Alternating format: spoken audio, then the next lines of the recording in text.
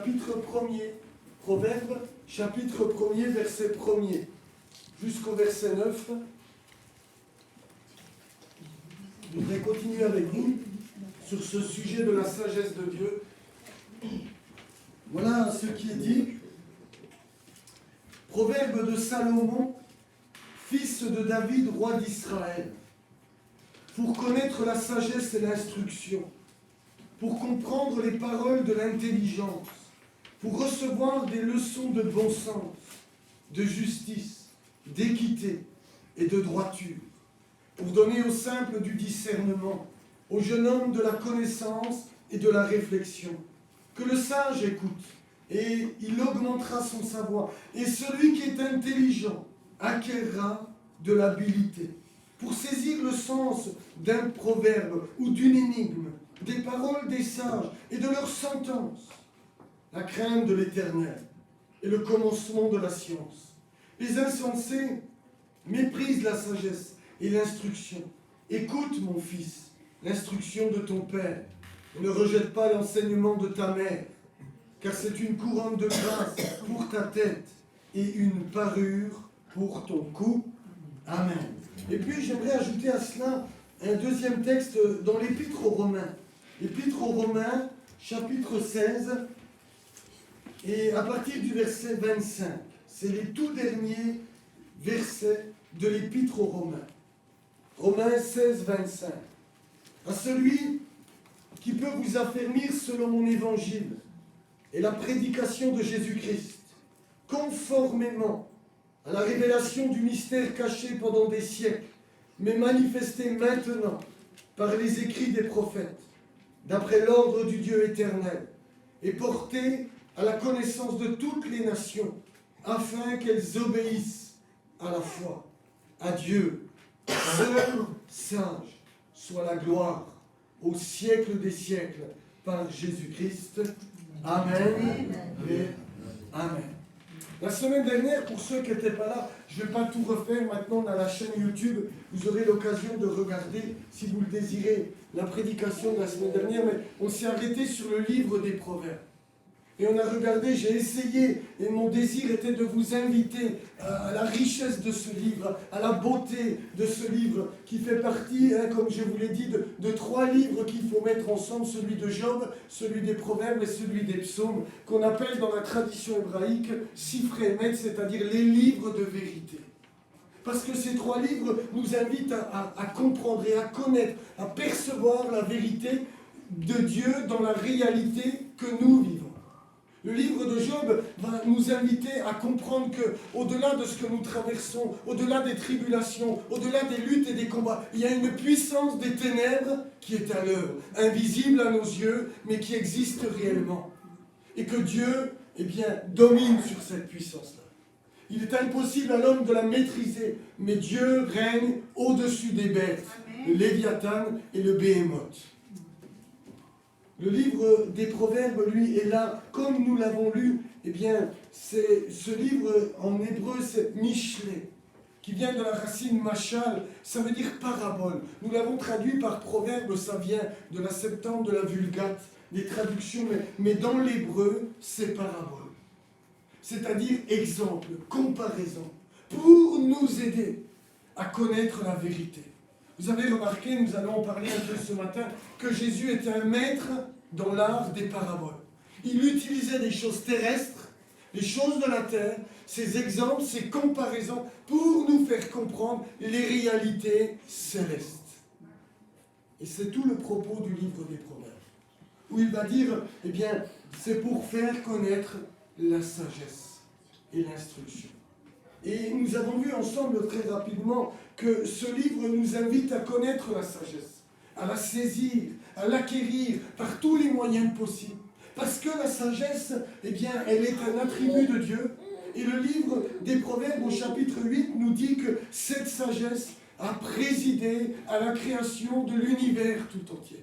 Elle était là avant qu'aucun atome de la poussière ne soit. Elle était là avant que soient formés les cieux et la terre. La sagesse de Dieu était présente avant la création du monde. Et elle seule connaît les buts et la finalité de toutes choses.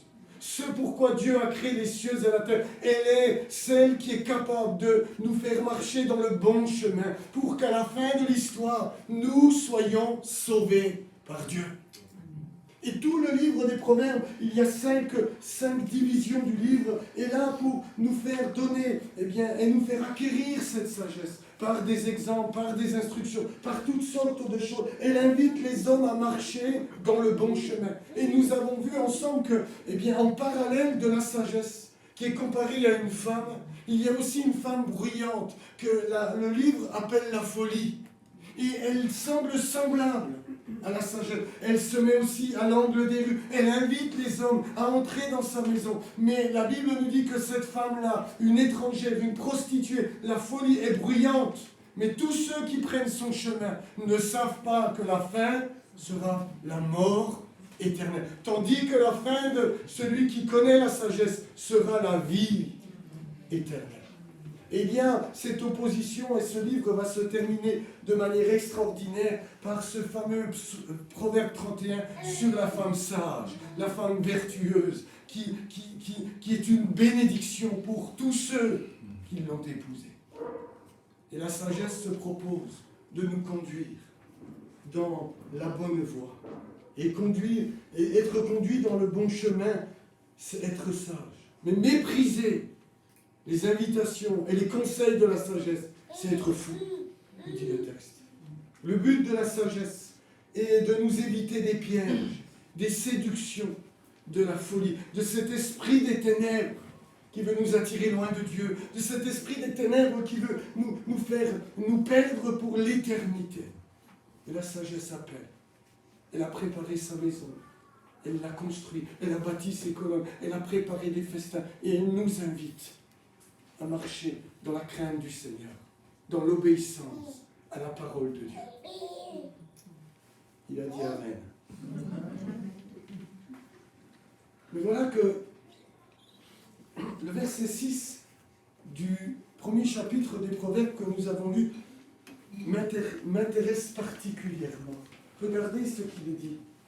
Pour saisir le sens d'une parabole, il faudrait traduire, ou d'une énigme, des paroles des sages et de leurs sentences. Si la sagesse veut nous conduire dans le bon chemin, il faut bien comprendre que nous avons aussi besoin des révélations que va donner la sagesse sur tous les mystères de Dieu. Et Salomon, qui écrit le livre des Proverbes, dira ceci: c'est aussi pour cela que je l'écris, pour que tu puisses saisir le sens des paraboles et que tu comprennes les énigmes, les mystères de Dieu, que tu pénètres dans ce qui est impossible à l'homme de saisir et de comprendre par son intelligence. C'est pour ça que Paul dit que Dieu a mis en échec la sagesse et l'intelligence de ce monde. Et par ce qui semble une folie, il est venu sauver les hommes. Mais il dit, en vérité, cette folie, elle est sagesse de Dieu, mystérieuse et cachée, mais que Dieu se propose de nous révéler. Et je voudrais ce matin continuer avec cette notion-là. Pour être conduit dans le bon chemin, il nous faut la parole de Dieu, mais il nous faut aussi l'intelligence qui vient de la sagesse pour comprendre les mystères de Dieu. Et je voudrais vous montrer que des hommes dans la Bible qui étaient pleins de sagesse étaient des hommes qui percevaient les mystères de Dieu. Et je voudrais qu'on fasse quelques lectures. Et le premier que j'aimerais voir avec vous, c'est le fils de Jacob, Joseph. Regardez avec moi dans le chapitre 41 de la Genèse. Chapitre 41. Pour ceux qui ne connaissent pas l'histoire, Joseph était un des fils de Jacob, l'avant-dernier, et celui-ci a été détesté de ses frères. Ils l'ont vendu à des étrangers. Ces étrangers l'ont vendu à Potiphar, le chef des gardes de la maison de Pharaon en Égypte. Alors qu'il était esclave de Potiphar, tout ce qu'il faisait lui réussissait. Et cet homme-là l'a mis à la tête de sa maison. Mais voilà que la femme de Potiphar s'est mise à le convoiter. Elle a désiré qu'il couche avec elle. Mais Joseph s'y est refusé. Il craignait Dieu. Il ne voulait pas marcher dans le péché. Et il a fui. Elle l'a accusé injustement de l'avoir violé. Alors Potiphar l'a fait mettre en prison. Alors qu'il était en prison, le texte nous dit que la bonne main de Dieu était sur Joseph. Et tout ce qu'il faisait lui réussissait. Alors il est devenu le chef des prisonniers. Et voilà que deux hommes, les chansons et le panetier de Pharaon, ont été mis en prison. Et ces hommes-là ont eu des rêves. Et Joseph avait cette capacité d'interpréter les rêves. Et il a justement interprété le rêve de les chansons et du panetier. Un sera rétabli dans 3 jours et le deuxième sera pendu dans 3 jours. Et comme Joseph l'avait annoncé, ces choses se sont accomplies. Un est mort et l'autre est revenu dans la cour de Pharaon. Et 2 années se sont passées. Et c'est Pharaon lui-même qui fait un songe. Il voit des épis gras, des épis maigres, des vaches grasses, des vaches maigres. Vous relirez ça dans le livre de la Genèse. Et il appelle ses sages, il appelle ses astrologues, il appelle ses devins pour essayer de comprendre. Et personne n'est capable de comprendre. Et puis voilà que les chansons vont se souvenir de ce qui s'était passé 2 ans auparavant. Il va dire à Pharaon, écoute, je me permets de te rappeler, mais je ne voudrais pas que tu te remettes en colère parce que j'ai peur de toi. Mais tu sais, quand tu m'avais fait mettre en prison, il y avait un homme qui avait la capacité d'interpréter les rêves. Allez me le chercher. Et voilà que, le petit Joseph se retrouve devant le roi de Pharaon. Et puis, il va lui dévoiler tout le rêve. Pharaon va être tellement surpris. Et nous voici au chapitre 41 et au verset 37. Il va donner une solution pratique. Il va demander que des greniers soient construits, que pendant les 7 années de famine, on mette de côté les 7 années d'abondance pour que quand viendra la famine, parce qu'il était question de cela dans le songe, l'Égypte vive. Genèse, écoutez ça, chapitre 41, verset 37. Ces paroles plurent à Pharaon et à tous ses serviteurs. Et Pharaon dit à ses serviteurs, trouverions-nous un homme comme celui-ci, ayant en lui l'Esprit de Dieu? Mais quel esprit? Et Pharaon dit à Joseph, puisque Dieu t'a fait connaître toutes ces choses, il n'y a personne qui soit aussi intelligent et aussi sage que toi. Je t'établis sur ma maison, et tout mon peuple obéira à tes ordres. Le trône seul m'élèvera au-dessus de toi. Pharaon dit à Joseph, vois, je te donne le commandement de tout le pays d'Égypte. C'est très intéressant. Parce que Pharaon la Torah va nous dire, qu'est-ce qu'avait Joseph de plus que les autres? C'est qu'il était sage. Il avait reçu un esprit de sagesse.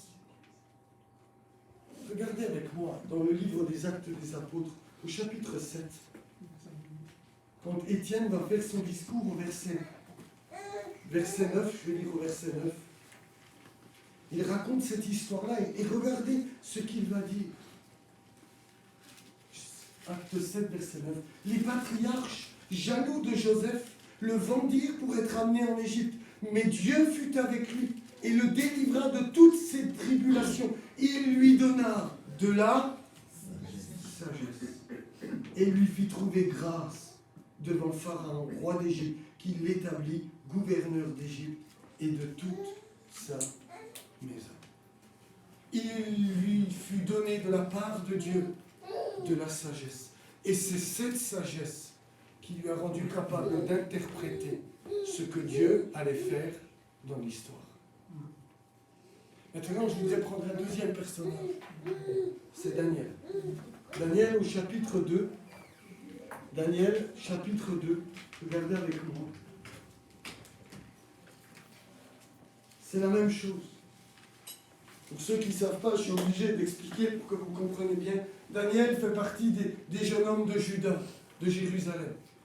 Et voilà que cette fois-ci, ce n'est pas l'Égypte, c'est Babylone. Babylone vient et les déporte. Ils sont exilés. Et le texte nous apprend qu'au bout de 2 années, la seconde année du règne de Nebuchadnezzar, lui aussi va avoir un songe. Mais lui est beaucoup plus prudent et encore plus vicieux. que Pharaon. Il va appeler tous les sages, tous les chaldéens, tous les astrologues, tous les devins, et il ne va pas raconter le songe. Il va dire, celui qui va me le dire et me l'expliquer, je le couvrirai d'or. Et tout le monde va lui dire, mais écoute, Nebuchadnezzar, toi le roi des rois, mais c'est impossible. Personne, aucun roi dans l'histoire n'a jamais demandé qu'on lui donne le songe et son explication. Dis-nous le songe. Et nous t'en donnerons l'explication. Et Nebuchadnezzar, non. Je vous connais, vous êtes des malins. Vous allez me ruser. Vous allez me donner. Non, nous ne pouvons pas. Alors il se mit en colère et demanda que tous les sages et tous ceux de sa cour proche soient mis à mort. Daniel, le déporté, l'exilé de Jérusalem à Babylone, entend parler de cela. Il va voir le chef des gardes d'argent qui lui dit, écoute, va trouver le roi, dis-lui que moi je vais prier. Et il y a un Dieu dans le ciel qui va me révéler le secret. Et voilà que le texte nous dit ceci. Regardez. Verset 17. Daniel 2, verset 17. Le roi accepte de lui laisser du temps et il dit ensuite, Daniel alla dans sa maison et il instruisit de cette affaire Anania, Michaël et Azaria, ses compagnons, les engageant, à implorer la miséricorde du Dieu des cieux, afin qu'on ne fît pas périr Daniel et ses compagnons avec le reste des sages de Babylone. Alors, le secret fut révélé à Daniel dans une vision pendant la nuit, et Daniel bénit le Dieu des cieux. Daniel prit la parole et dit, écoutez bien ce qu'il va dire. Béni soit le nom de Dieu, d'éternité en éternité. À lui appartiennent la sagesse et la force. C'est lui qui change les temps, les circonstances, qui renverse et qui établit les rois, qui donne la sagesse aux sages et la science à ceux qui ont de l'intelligence. Il révèle ce qui est profond et caché. Il connaît ce qui est dans les ténèbres et la lumière demeure avec lui. Dieu de mes pères, je te glorifie et je te loue de ce que tu m'as donné la sagesse et la force et de ce que tu m'as fait connaître ce que nous t'avons demandé, de ce que tu nous as révélé, le secret du roi. Il n'y avait qu'une seule méthode, un seul moyen, je devrais plutôt dire ça comme ça, pour comprendre le songe et ayant donné l'interprétation. Il fallait la sagesse de Dieu. Et il va dire, Seigneur, je te rends grâce de ce que tu m'as donné cette sagesse. Tu m'as révélé le songe, tu m'as fait comprendre. Et le songe parlait des empires qui allaient se succéder et de l'histoire de Dieu au milieu de tout cela. Et il va donner l'interprétation et des conseils à Nebuchadnezzar.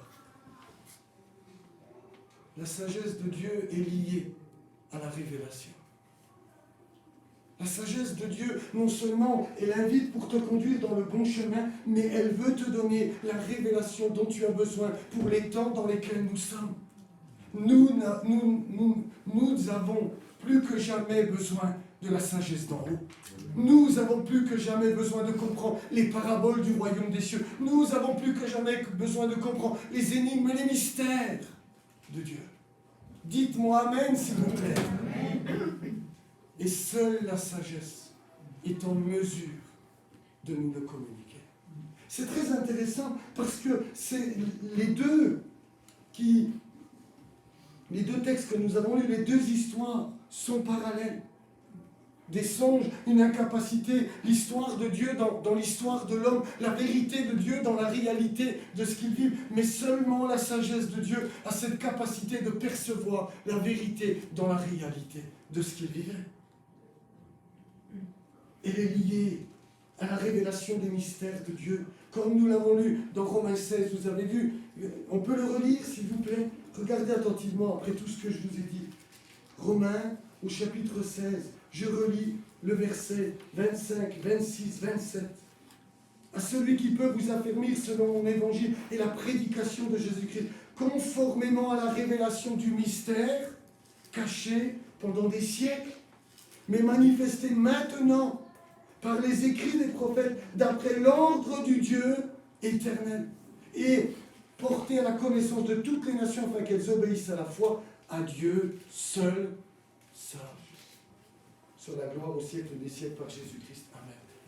Paul dira, Mais vous devez comprendre que dans les écrits des prophètes, il y avait des choses cachées, mystérieuses, qui ne nous avaient pas encore été révélées. Mais le Dieu sage, qui a conçu son plan de toute éternité, qui est à l'origine de tout, eh bien vient de donner l'ordre que les écrits des prophètes s'ouvrent et que nous comprenions les mystères et qu'elles soient portées à la connaissance de toutes les nations, afin qu'elles obéissent à la foi. C'est ça qu'il est en train de dire. Et il conclut, à Dieu seul sage. Il n'y en a qu'un qui sait tout ça. Il n'y en a qu'un qui avait déposé ça dans les Écritures. Il n'y en a qu'un qui était en mesure de nous le faire connaître. C'est Dieu. La sagesse de Dieu mystérieuse est cachée, dira Paul aux Corinthiens, chapitre 2, verset 7. Dans le Proverbe 25, la troisième partie du livre des Proverbes, c'est intéressant de voir qu'il s'ouvre au verset 2 par cette parole. La gloire de Dieu, c'est de cacher les choses. La gloire des rois, c'est de sonder les choses. Il va engendrer, après avoir donné la première partie, regardez comme est structuré, c'est extraordinaire. La première partie, eh bien, c'est une invitation à la sagesse, de comprendre sa valeur, sa richesse, l'importance qu'elle a. La deuxième partie, Proverbe de Salomon, eh bien, c'est tous des conseils pour nous conduire dans le bon chemin, tous des avertissements, toutes sortes de bons conseils. Et le troisième livre s'ouvre sur cette parole, la gloire de Dieu, c'est de cacher les choses. Parce que la sagesse, elle est aussi donnée pour comprendre les temps dans lesquels nous vivons, de comprendre les paraboles qui viennent de Dieu, ses mystères, sa parole. Parce que nous voudrions. Parce que ce monde nous propose, mais de comprendre la vérité de Dieu derrière notre réalité. Vous comprenez? C'est très important. Le but de la parabole est de nous éveiller à une compréhension des mystères de Dieu. C'est d'ailleurs, regardez avec moi, on va faire plusieurs lectures, ce que Jésus va exprimer.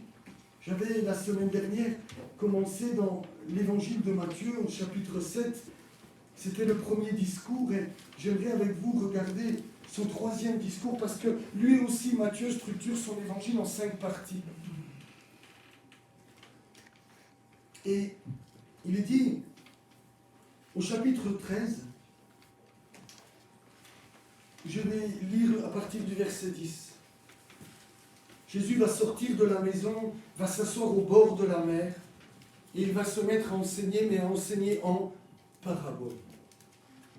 Il va dire, il écrit au verset 10, les disciples s'approchèrent et lui dirent, mais pourquoi leur parles-tu en parabole? Quelque part, les disciples sont étonnés. Seigneur, c'est déjà compliqué de comprendre que tu es le Messie, mais si en plus tu rajoutes de la complexité à la complexité, comment tu veux qu'on comprenne?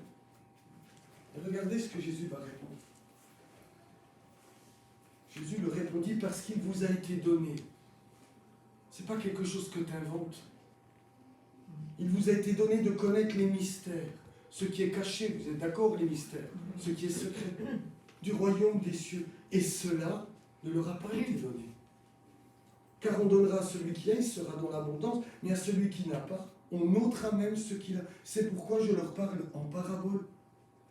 Parce qu'en voyant, ils ne voient point, et qu'en entendant, ils n'entendent ni ne comprennent. Et va dire, voilà, que s'accomplit la parole d'Ésaïe. Regardez avec moi, je continue le texte. Verset 34. Il va donner plusieurs paraboles, quelques-unes, il va les expliquer. Verset 34, il est dit, Jésus dit à la foule toutes ces choses en parabole, et il ne leur parlait point sans parabole, afin que s'accomplisse ce qui avait été annoncé par le prophète. J'ouvrirai ma bouche en parabole, écoutez ça. Je publierai des choses cachées depuis la création du monde. Ces paraboles sont là pour nous faire entrer dans les choses cachées depuis la création du monde, c'est-à-dire l'histoire et l'intervention de Dieu. Ce n'est rien d'autre que ça. L'intervention de Dieu dans l'histoire des hommes. Vous avez remarqué, il est dit, j'ouvrirai ma bouche en parabole, je publierai des choses cachées depuis la création du monde. Les paraboles sont liées aux choses cachées. C'est tiré du psaume 78. Tu peux le mettre si tu veux. Verset 2. C'est Asaph qui était un chantre de David, mais qui était prophète et qui prophétisait. Et au psaume 78, verset 2, voilà ce qu'on peut trouver. C'est la même chose, mais voilà ce qu'il est dit. J'ouvrirai la bouche, et je vais vous le lire littéralement. J'ouvrirai la bouche par des paraboles. Je publie la sagesse des temps anciens. C'est tiré de ce passage-là. Sentence, c'est machal en hébreu. C'est le même mot que proverbe, que parabole. J'ouvre la bouche par des paraboles. Pour faire quoi? Pour publier la sagesse des temps anciens. C'est-à-dire pour nous faire entrer dans ce qu'il y a de plus secret. Mais que Dieu se propose de nous révéler. C'est ça la bonne nouvelle. Amen. Dieu veut vous révéler ses mystères. Amen. Dieu veut vous faire comprendre par des exemples, par des paraboles. Et la parabole, eh bien, va utiliser des choses terrestres. Machal, je vous ai dit parabole, exemple, comparaison. Je l'ai dit dans mon introduction, elle veut utiliser des choses terrestres pour expliquer les choses célestes. Vous me suivez toujours ou pas? Jésus va utiliser la semence comme exemple, la pêche, les moissons, pour faire comprendre à ceux qui l'écoutent, et qui, c'est l'environnement de la Galilée. On est au bord du lac, il parle aux pêcheurs, il parle des poissons.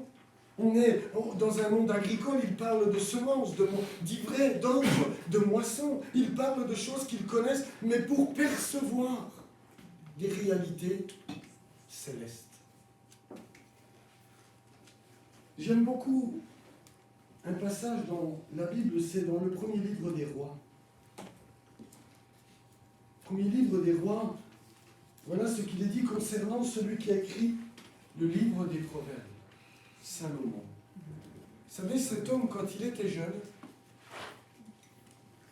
il a eu un songe. Quand il a remplacé son père sur le trône, roi d'Israël, et Dieu lui dit, demande-moi ce que tu veux.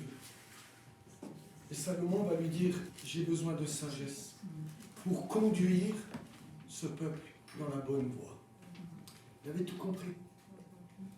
Et Dieu lui dit, puisque c'est là ce que tu me demandes, tu ne me demandes ni or, ni une longue vie. Je te donne non seulement la sagesse, mais je te donne aussi de l'or, etc. Et une gloire sans pareil. Mais ce qui faisait la gloire de Salomon, ce qui faisait sa renommée, c'était plus que l'or. C'était la sagesse. Regardez avec moi 1 Roi 4, verset 29. Alors il y a des versions, c'est au chapitre 5, mais normalement, si vous avez tous des Bibles à peu près secondes, c'est au verset 4 et verset 29. Chapitre 4, verset 29. Regardez ce qu'il est dit. Dieu donna à Salomon de la sagesse, une très grande intelligence et des connaissances multipliées, comme le sable qui est sur le bord de la mer. La sagesse de Salomon surpassait la sagesse de tous les fils de l'Orient et toute la sagesse des Égyptiens. Il était plus sage qu'aucun homme, plus qu'Étan, l'Ezrahite, plus qu'Éman, Calcol, Darda et les fils de Marol. Et sa renommée était répandue parmi toutes les nations d'alentour. Écoutez cela. Il a prononcé 3100 ans, 3000 machal en hébreu, paraboles, et composé 1005 cantiques. C'est des chants, dont le plus connu, le cantique des cantiques. Il a parlé, écoutez cela, sur les arbres, depuis le cèdre du Liban jusqu'à l'hysope qui sort de la muraille. Il a aussi parlé sur les animaux, sur les oiseaux, sur les reptiles et sur les poissons. Il venait des gens de tous les peuples pour entendre la sagesse de Salomon, de la part de tous les rois de la terre qui avaient entendu parler de sa sagesse. C'est intéressant de voir que la sagesse que Salomon avait, eh bien, c'était pas une intelligence humaine, parce qu'humainement parlant, il est tout sauf sage. Rappelez-vous, il a quand même pris 1000 femmes. Il avait des écuries en grand nombre, il avait rendu l'or aussi commun que les cailloux qu'on trouve sur le sol. Tout ce que la Torah interdisait, lui l'a fait. Mais pourtant, le texte nous dit, c'est l'homme le plus sage que la terre ait connu. C'est celui à qui Dieu a donné le plus de sagesse. Et vous avez remarqué, c'est intéressant parce qu'il va associer la sagesse et les paraboles qu'il a écrites aux choses de la terre. Il a écrit sur l'hysope et le cèdre. sur les animaux, sur les oiseaux, sur les reptiles, sur les poissons. Il a utilisé les choses terrestres pour tenter de nous révéler les célestes. Ça, c'est la parabole. Ça, c'est ce que Dieu veut donner. Nous avons besoin, nous les hommes, de comparaison. Pour connaître la vérité, nous avons besoin de la sagesse. Et comment on va utiliser, que va faire la sagesse pour nous instruire? Elle va utiliser des paraboles, des exemples et des comparaisons pour que nous soyons en mesure de comprendre les choses cachées de Dieu. Et le texte nous dit, c'est ce qu'a fait Salomon. Les oiseaux, les reptiles, les poissons, etc. Le cèdre, l'hysope. Alors le cèdre dans la Bible, ça représente l'orgueil, l'hysope, l'humilité, etc. Il y a tout un langage qui vient de Dieu à saisir, à comprendre, à analyser. Et pour cela, nous avons besoin de la sagesse de Dieu. Vous comprenez pourquoi les 10 premiers chapitres du livre des Proverbes vont te dire « Acquiert la sagesse avec tout ce que tu as ». Elle te conduira dans le bon chemin et elle te révélera les énigmes et les secrets de Dieu. Et elle t'amènera dans la gloire éternelle. S'il y a une chose que nous devons posséder en tant qu'Église de Porto Vecchio en ces temps derniers, c'est la sagesse qui vient d'en haut. Amen. Et c'est celle qu'il vous faut rechercher. Celle qu'il vous faut, à laquelle vous devez aspirer. Celle que vous devez posséder pour comprendre le langage de Dieu à travers même la création. Et ce qui est très intéressant dans les deux exemples que nous avons lus, je reviens à mon exemple de Joseph et de Daniel, c'est que le livre des Proverbes a cette particularité, c'est que la sagesse ne veut pas simplement te donner une connaissance pour connaître les choses à venir, telles que les astrologues et les devins, que Dieu a en abomination. Non, la sagesse de Dieu veut te rendre très pratique. Et vous remarquerez que ces conseils sont très terre à terre, de ne pas se mélanger avec le méchant, de marcher dans l'humilité, de faire attention à toutes sortes de choses. La sagesse, eh bien, elle se veut très pratique. Elle te donne de comprendre la marche dans laquelle que tu dois pratiquer. Elle se veut très terre à terre, très concrète. En vérité, l'homme, eh bien lui, il aime cette curiosité malsaine. L'homme aime comprendre tout à l'avance. L'homme voudrait saisir ce que sera demain. Quel sera le jour et l'heure et la date du retour du roi des rois. La Bible dit personne ne sait, ni le jour, ni l'heure. Et tous ceux qui se sont aventurés sur ce terrain se sont tous plantés. Dans l'histoire, tous se sont trompés. Tous ont voulu analyser les réalités humaines au lieu de sonder la vérité de Dieu révélée dans les Saintes Écritures. Et ils se sont trompés. Non, son but n'est pas de tout nous révéler, de ne pas tout nous expliquer, mais de préparer l'homme à la venue du royaume de Dieu, de préparer l'homme à sa rencontre et être prêt le jour où il apparaîtra.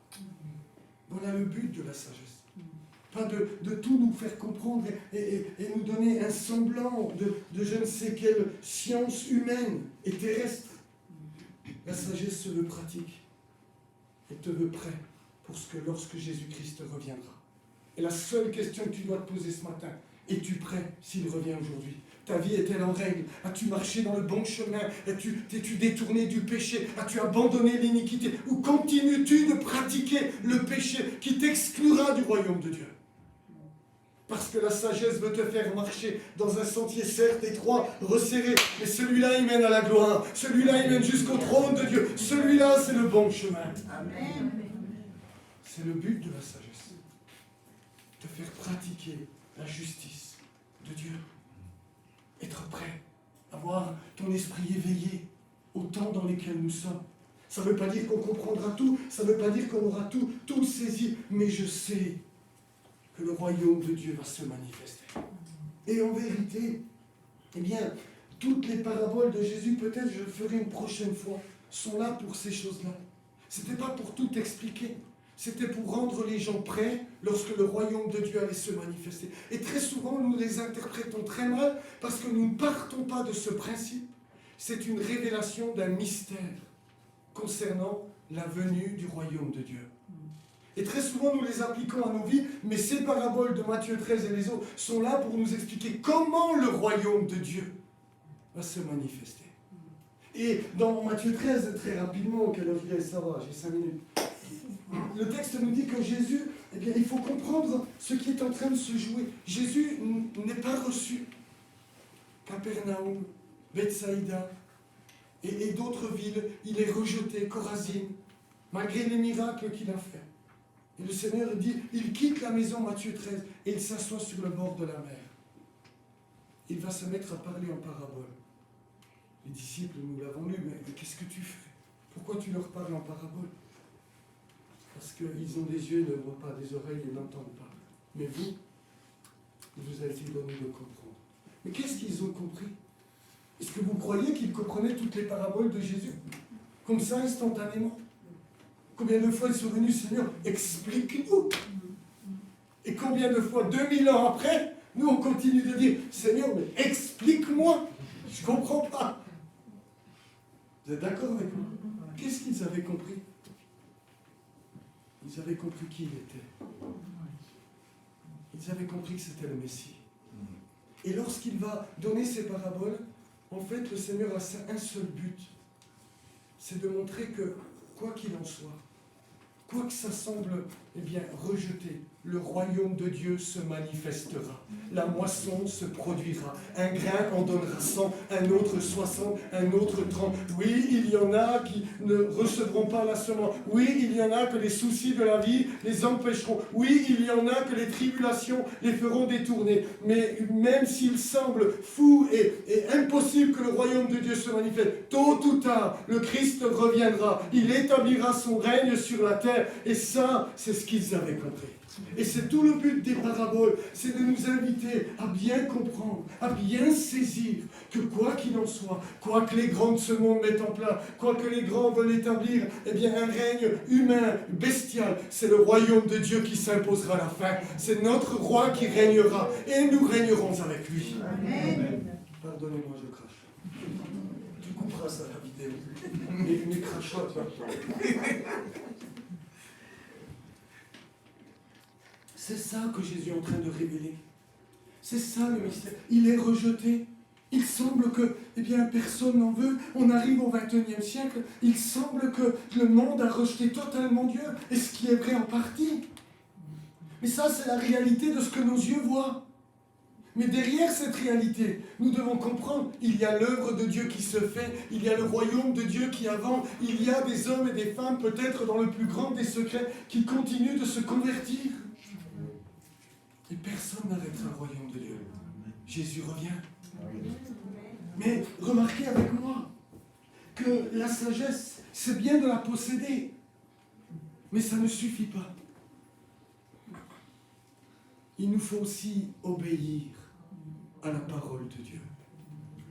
Quand Salomon va recevoir de Dieu l'exaucement de sa prière, je n'ai pas le temps ce matin de tout déployer parce que ça nous amènerait trop loin. Mais Salomon, qui vient d'être le roi d'Israël, a fait, avant même d'avoir la sagesse, s'était allié par mariage avec Pharaon. Ce que la Torah interdisait formellement. Et on voit que cet homme, malgré le don de Dieu, n'a jamais obéi à la parole du Seigneur. Puisque la Torah disait, tu ne t'allieras pas avec l'Égypte. C'est ce qu'il a fait. Ensuite, il dit, tu n'auras pas beaucoup de femmes. Vous connaissez le chapitre 17 du Deutéronome. Il a eu 1000 femmes. Excusez-moi, mais le gars, il bat tous les records. Ah, pardon, c'est vrai de parler comme ça. Cet homme bat tous les records. Pas beaucoup de chevaux. 4000 écuries.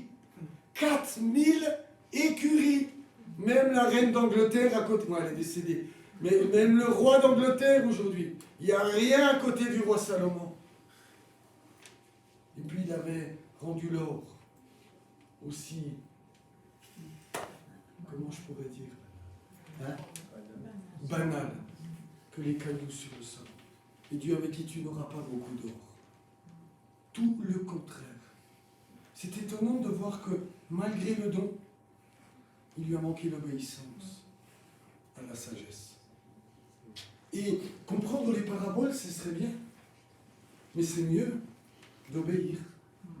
Alors c'est le top si nous sommes une église qui a la sagesse et qui obéit. Jésus terminera, regardez avec moi, allez je termine avec ça, promis, Matthieu 25. Vous connaissez tous cette parabole des 10 vierges.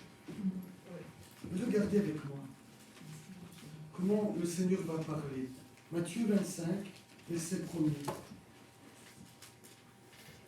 Regardez, c'est toujours comme ça qu'il parle. Alors, le royaume des cieux sera semblable. Tantôt il dit, le royaume des cieux est semblable, c'est ce qu'il est en train de vivre, mais tantôt il dit, il sera comme cela. C'est-à-dire, il parle de ses deux venues. La première où il semble fou, il y a de l'ivraie et du bon grain. Seigneur, mais qui a fait ça? Laissez jusqu'à la fin. C'est pas possible. Laisse, le mal va croître en même temps que le royaume de Dieu, mais à la fin, le mal sera extirpé. Mais là, il dit, le royaume des cieux sera semblable à 10 vierges, qui ayant pris leur lampe allèrent à la rencontre de l'époux. 5 d'entre elles étaient folles. On retrouve notre sujet. Et 5 sages. Les folles, en prenant leur lampe, ne prirent point d'huile avec elles, mais les sages prirent avec leur lampe de l'huile dans des vases. Comme l'époux tardait, toutes s'assoupirent et s'endormirent. Au milieu de la nuit, on cria, voici l'époux, allez à sa rencontre. Alors toutes ces vierges se réveillèrent, préparèrent leurs lampes. Les folles dirent aux sages, donnez-nous de votre huile, car nos lampes s'éteignent. Les sages répondirent, non, il n'y aurait pas assez pour nous et pour vous. Allez plutôt chez ceux qui en vendent et achetez-en pour vous. Pendant qu'elles allaient en acheter, l'époux arriva. Celles qui étaient prêtes entrèrent avec lui dans la salle des noces et la porte fut fermée. Plus tard, les autres vierges vinrent et dirent, Seigneur, Seigneur, ouvre-nous. Mais il répondit, je vous le dis en vérité, je ne vous connais pas. Veillez donc, puisque vous ne savez ni le jour, ni l'heure. C'est très intéressant de voir que Jésus, eh bien, comme le livre des Proverbes, va mettre en parallèle des sages et des folles. La folie et la sagesse. Et il va dire, voilà, eh bien, c'était 10 vierges. Mais ces 10 vierges, c'est très intéressant, elles avaient toute une lampe. Elles étaient toutes en route pour partir à la rencontre du Seigneur. C'est-à-dire que toutes avaient de la connaissance. Mais une avait pris des provisions, les sages, tandis que les autres avaient méprisé ces choses-là. Et n'avaient pas compris que le royaume de Dieu allait tarder à se manifester. Et voilà que le roi est de retour, et vous connaissez l'histoire. Mais vous ne trouvez pas ça intéressant? Qu'est-ce que ça veut dire? Alors, est-ce que ça veut dire qu'il y a seulement ceux qui sont remplis du Saint-Esprit, ceux qui ont de l'huile, qui seront sauvés au dernier jour? Est-ce que ceux qui passent par des moments plus ou moins délicats dans leur foi seront tous perdus? Qu'est-ce que ça signifie? Elles sont toutes en route, elles ont toute une lampe. Jésus va dire, moi je ne vous connais pas. Seigneur, Seigneur, ça ne vous rappelle rien? Matthieu 7. Ce n'est pas ceux qui disent Seigneur, Seigneur qui entreront, mais ce sont ceux qui font la volonté de mon Père. Parce que les autres, je leur dirai, je ne vous ai jamais connu. C'est-à-dire qu'à la sagesse et à la lampe et à la lumière que nous avons, il nous faut mettre en pratique la parole de Dieu. C'est ceux qui obéissent au commandement du Seigneur, c'est ceux qui se préparent, c'est ceux qui comprennent, mais ceux qui mettent en ordre leur vie. Pour les autres, c'est une folie. Et ce sera encore plus dangereux d'avoir de la sagesse et de ne pas se préparer au retour du Messie. Vous êtes d'accord avec moi? C'est de cela que Jésus parle. Et de rien d'autre. Voilà comment le royaume de Dieu va se manifester. Il va faire un tri entre ceux qui seront prêts et les autres. Et comment seront-ils prêts? Il y a ceux qui auront veillé, qui auront été attentifs à la parole des prophètes, qui auront sondé les Écritures, mais surtout, qui auront mis leur vie en règle pour marcher dans les voies du Seigneur. Et ceux-là seront prêts. Et ceux-là ne seront pas surpris. Et ceux-là n'auront pas de problème. Paul, dans l'épître aux Thessaloniciens, va dire, mais nous sommes du jour. Nous ne devons pas craindre. Ce jour ne nous surprendra pas comme un voleur. Nous le savons. Dieu nous a parlé. Dieu nous a éclairés. On ne fait pas partie des ténèbres, dira-t-il. Ce jour ne doit pas vous surprendre, ne doit pas me surprendre. Ce serait grave s'il me surprenait.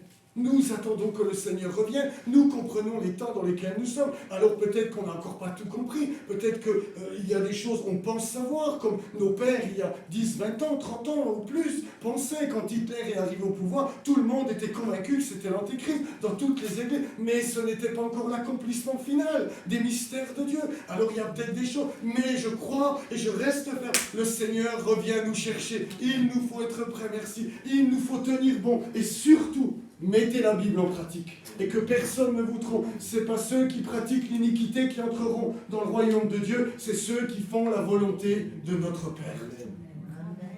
Vous me dites quand même amen? Amen. C'est bien. C'est bien. Nous avons besoin de sagesse et nous avons besoin d'obéir à la parole de Dieu. Alors, recherchons-la, lisons les paraboles. Cherchons à comprendre ce que le Seigneur veut nous dire, quels sont ses mystères, mais surtout que notre vie soit au diapason de ses commandements et de sa parole, afin que lorsqu'il paraîtra, je n'ai pas à rougir, je serai debout, je ne serai pas parfait, mais j'aurai cherché à mettre en pratique tout ce qu'il me demande. Le Seigneur ne revient pas pour des parfaits. Le Seigneur revient pour des irréprochables. Ça veut dire quoi être irréprochable? Et je termine là-dessus, je vous promets. Ça ne veut pas dire que tu réussis dans tout. Ça ne veut pas dire qu'il ne t'arrive pas encore de pécher, de faire un faux pas. Irréprochable, ça veut dire j'aurais tout fait. Je me serais battu contre le péché. J'aurais tout fait pour obéir à la parole de Dieu. J'aurais tout fait pour mettre ma vie en règle. Je me serais battu contre ça. C'est pour des irréprochables qu'il revient. Et moi, mon désir pour ma vie, pour ma maison, pour l'Église que nous sommes, c'est que nous soyons irréprochables, que nous mettions en pratique la parole de Dieu. Alors que le son de la trompette retentira, nous partirons tous, sans exception. Aucun d'entre nos jeunes ne sera perdu, aucun d'entre nos enfants, aucun de nos époux, aucun de nos épouses ne soit resté sur le côté, mais tous nous serons ravis à la rencontre du Seigneur dans les airs. Amen. Oh Dieu, donne-moi de la sagesse. Donne-moi de la sagesse. Et donne-moi d'obéir à ta parole. Amen. Amen. Vous avez dit Amen. Vous vous êtes engagés. Seigneur, nous voulons te remercier. Qui sommes-nous pour pouvoir percevoir les mystères du royaume de Dieu? Qui sommes-nous, Seigneur, pour comprendre et saisir ces réalités célestes qui nous dépassent? Toi, la sagesse qui a présidé à la création de l'univers tout entier. Toi, la sagesse qui était là avant que le premier atome de poussière ne soit, avant que rien ne soit créé, ni les ténèbres, ni les anges, ni quoi que ce soit. Tu es en mesure de nous expliquer les desseins et les mystères de Dieu. Seigneur, notre roi, toi qui as ce pouvoir et cette capacité, je te prie ce matin de l'accorder à ton église de Porto Vecchio. Nous avons besoin de ta sagesse. Nous avons besoin de révélation. Nous avons besoin que tu déverses sur nous un esprit de sagesse et de révélation dans ta connaissance. Nous avons besoin d'appliquer nos jours à la sagesse de Dieu. Nous avons besoin de toi. Je te prie de nous l'accorder. Je te prie de nous faire marcher dans tes voies. Je te prie, Seigneur, que personne ne passe à côté, mais que tous nous mettions notre vie en règle. Que tous nous pratiquions tes commandements. Que tous nous soyons trouvés fidèles, irréprochables, lorsque tu paraîtras. C'est ma prière pour ma vie personnelle. Garde-nous de cette folie qui tente de nous détourner de toi. Garde-nous, Seigneur, de cette voie qui veut, Seigneur, nous amener loin de tes voies, qui veut nous rendre légers, qui veut nous rendre tièdes, qui veut nous faire oublier de prendre des réserves d'huile. Garde-nous de toute forme de désobéissance, de mépris de ta parole, de mépris des prophètes. Donne-nous une oreille qui entende et des yeux qui voient. Amen. Toi qui as ce pouvoir, fais-le pour nous, s'il te plaît. Révèle-toi et donne-nous la force d'obéir à tes commandements. Parce que nous sommes convaincus que les temps sont courts. Que la parole des prophètes s'accomplit à une grande vitesse. qu'Israël va bientôt être attaqué par toutes les nations, que l'homme de l'iniquité va paraître.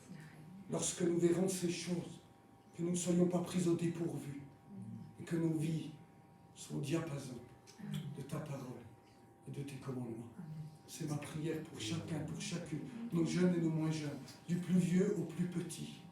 Visite ton église de Porto Vecchio. Fais-nous comprendre tes énigmes et tes paraboles, pour que lorsque tu paraîtras, soyons trouvés debout. Toi la gloire et la louange, pour les siècles des siècles à venir. Amen.